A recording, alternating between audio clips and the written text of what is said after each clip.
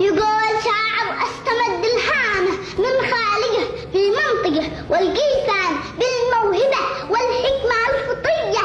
أبدعت في شعري وعمري عامان، لهاجسي بحر بجذره والمد يطلع من الأعماق، لولو مرجان ولا قرابة.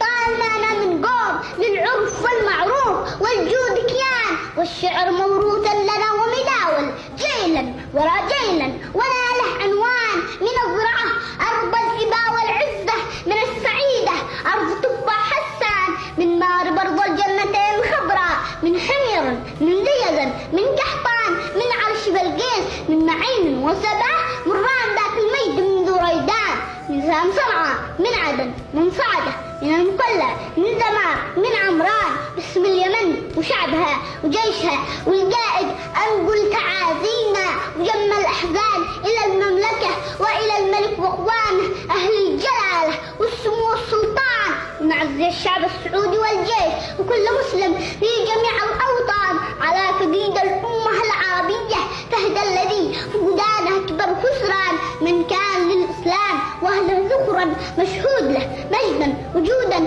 وحنان. نسأل من الله أن يقدس روحه في جنة الفردوس مع أهل الإحسان.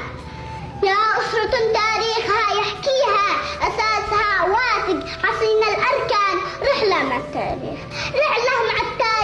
واستجوابه عن العقود الماضية وبما كان. سحاب غيث المملكة آل سعود، برز الملك عبد العزيز وله شان، الفارس اللي قادها وحكمها بشجاعة الحمزة وحكمة لقمان، رفع شعار المملكة خفاقا ونال عزه بالولا للرحمن. سيفان ونخله سيف تجلى لا إله إلا الله، شعار يحجب كل عين وشيطان.